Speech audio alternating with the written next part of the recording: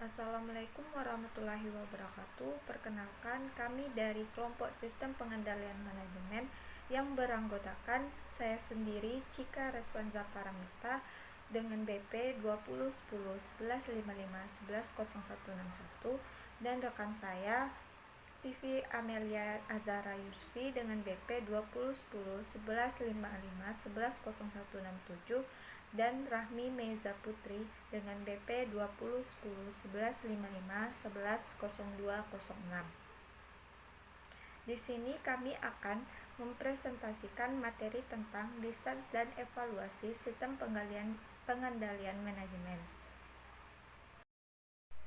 Bab 6 yaitu tentang desain dan evaluasi sistem pengendalian manajemen. Bab ini akan membahas kerangka umum yang dapat digunakan untuk mendesain sistem pengendalian manajemen atau untuk meningkatkan sistem yang sudah digunakan. Dalam proses mendesain dan meningkatkan SPM, perlu memperhatikan dua pertanyaan yang mendasar. Yang pertama yaitu apa yang diinginkan dan apa yang mungkin terjadi.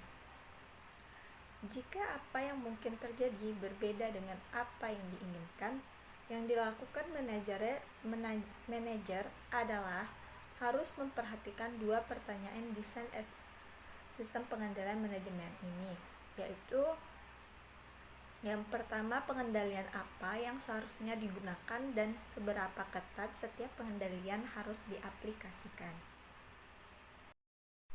Selanjutnya, akan muncul pertanyaan apa yang diinginkan dan apa yang mungkin terjadi.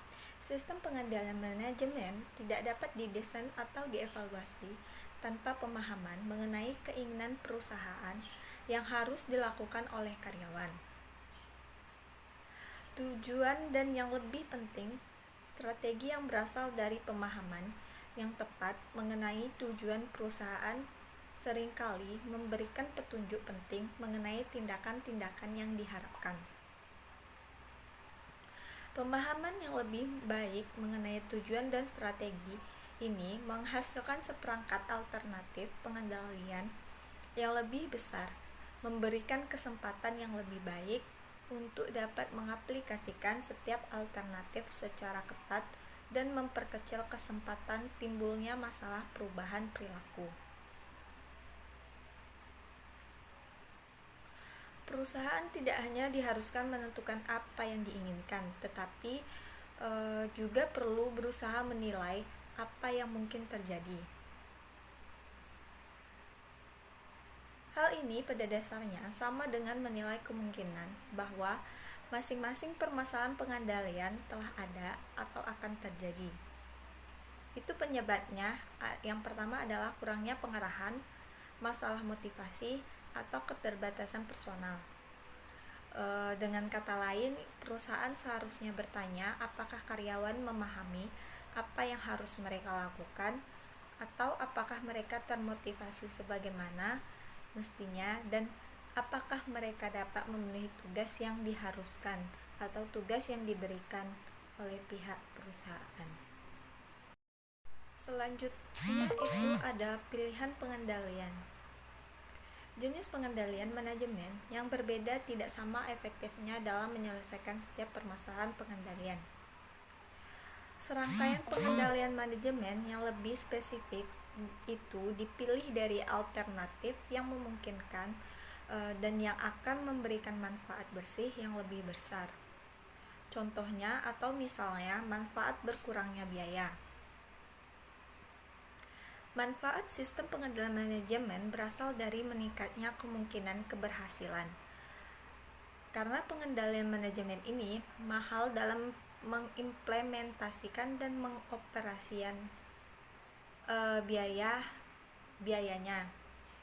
Biaya yang harus dipertimbangkan bersamaan dengan manfaat yang diharapkan dari perbaikan pengendalian.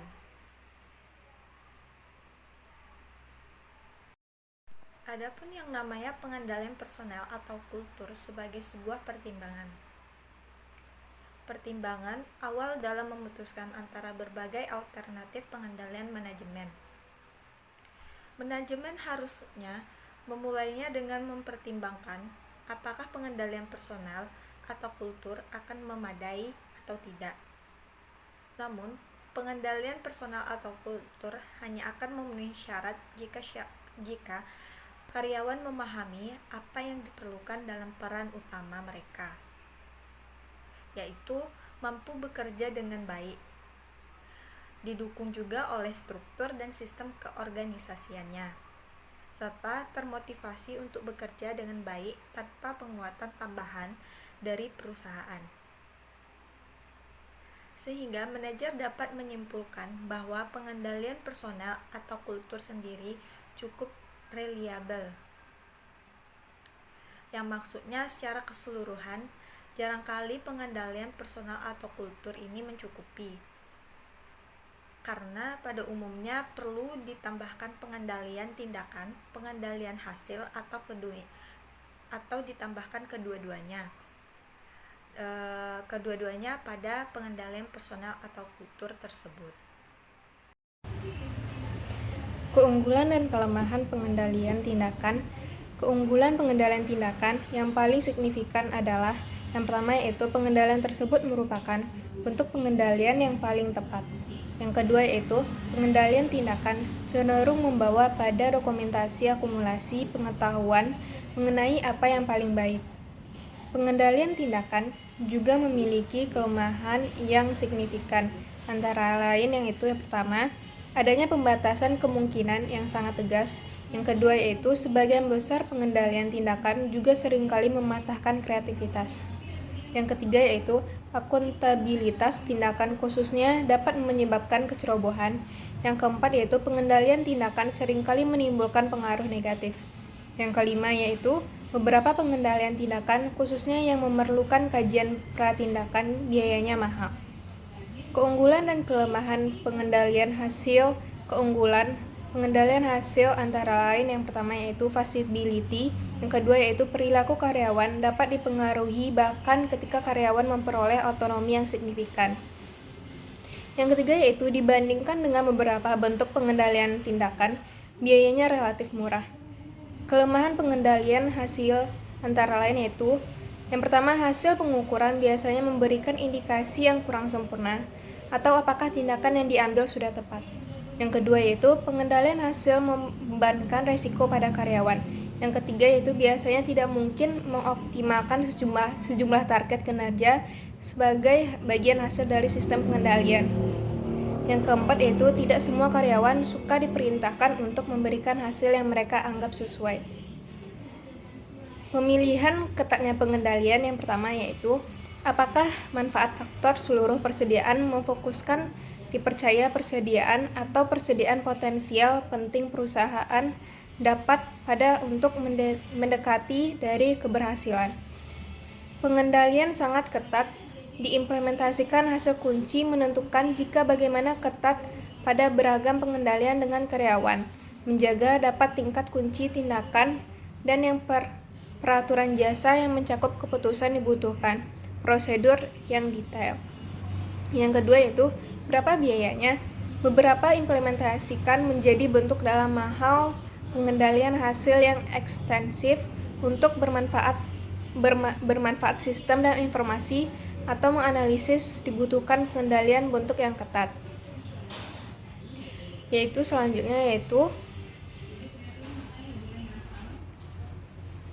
Selanjutnya, mungkinkah adanya efek samping yang merugikan? Kalau begitu, efek samping yang merugikan kemungkinan akan terjadi jika pengendalian tersebut diimplementasikan atau dilakukan, khususnya jika pengendalian itu dilakukan dengan cara yang ketat. Simultaneous Take Loose Control in Search of Excellence, Peter and Waterman mengamati bahwa sejumlah perusahaan yang mereka nilai baik sekali menggunakan apa yang mereka sebut simultaneous take loose control. Selanjutnya, beradaptasi terhadap perubahan. Berkembangnya sebuah perusahaan, bentuk pengendalian personal atau kultur dan tindakan mungkin harus diganti atau ditambah dengan bentuk pengendalian yang lain. Lalu tetap fokus pada perilaku, yang artinya apa yang membuat analisis pengendalian manajemen menjadi sulit adalah bahwa manfaat dan efek sampingnya tergantung pada bagaimana karyawan akan bereaksi terhadap pengendalian yang sedang digunakan.